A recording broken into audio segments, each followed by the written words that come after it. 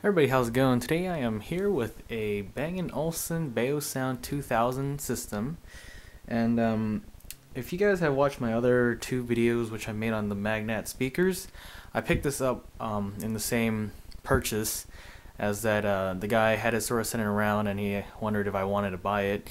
He first asked $50 for it, and then his wife said 20 would be the last offer. So I decided, well, you know what, for 20 bucks for a Bang & Olufsen product, sure, why not? A couple catches here and there is that the CD player does not seem to read. I would put in the disc and it would close the lid, and then I would either let it play itself or press play or try to skip a track. It would spin the CD about 2-3 times. I could hear the mechanism running for the lens, I think, but it'll just stop and then it'll eject the disc within the next 2 seconds or so. So I'm not quite sure what the problem exactly is. I tried to clean the lens with a cotton ball, but it didn't work too well, or didn't do anything at all. It's still doing the same thing. I was reading in the back though that you would have to loosen these two or flathead screws to prevent the CD mechanism from being damaged while transporting this system here. I sort of thought that maybe they didn't do that, which could have, you know, sort of caused that problem. I don't know, but you know, when I tested it there with other speakers, it wasn't working. When I brought it home, it wasn't working. Now in this video, I will be able to demonstrate some of the sound qualities and I guess features of this system itself.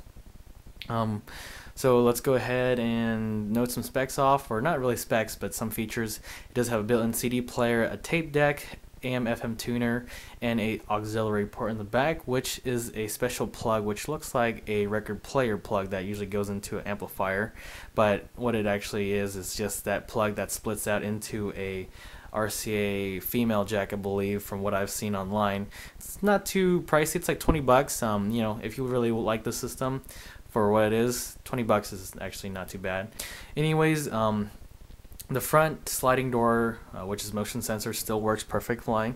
I have it plugged in. It's not on right now. It has that little red dot, which you probably cannot see, but that is the button to turn it off, I believe. That's what I've been doing all this time. But anyways, to turn it on, the motion sensor is in the middle, sort of in this crack right here. And here we go. You can see I've got a tape in there. It's fairly old, I don't know, basic cassette tape, which is a TDK SA90. It is still brand new though. I barely recorded some radio, I don't know, while I was listening to the radio on this thing, because that's the only thing I could figure out. I recorded some and it came out actually fairly good. It was really good quality. Let me see if I can find some signals here and there, and I'll try to show you how it sounds. Alright, so pretty much to get to the radio, you just press radio, and then I'm going to turn down the volume here. How to find the, I guess, the station that you're looking for, you press tune, and then the numbers light up, and I'm going to go to 99.7, and that's one of the radio stations that I listen to. I actually don't listen to the radio that much, but it would be that one if I do. Anyways, looks like it's on commercial right now. Flaky, lightly battered fish topped with melty American cheese and creamy. Let me see what other stations there are.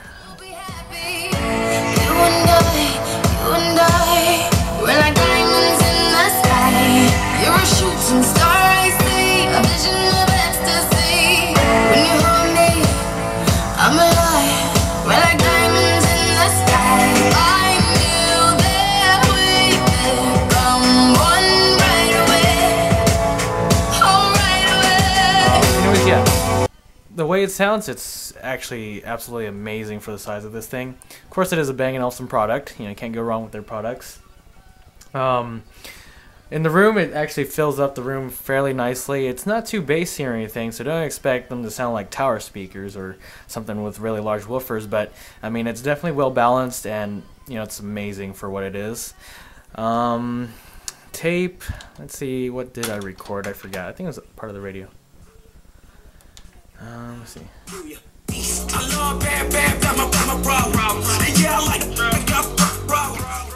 Yeah, not exactly my favorite song either, but that was what I was recording off the radio the other day because I just wanted to test it out how the recording was, and it came out exactly like it was being played on the radio, which was really cool.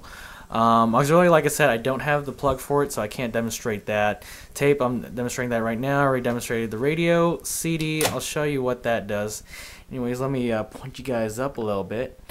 So there's the CD player itself. You press CD and this little thing door pops up and you just load your CD in. It does have little metal clips that sort of clip on the CD.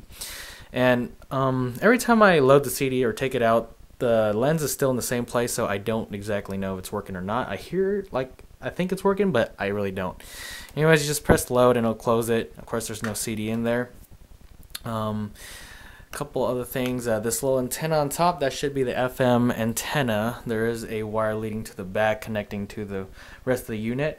The guy also did give me the AM antenna, which is just a cheap plastic thing, which does have special plugs in the back too. It's not just regular screw-in types that you, I guess, screw into a tuner.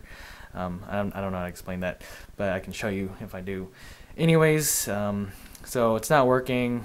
Here's that.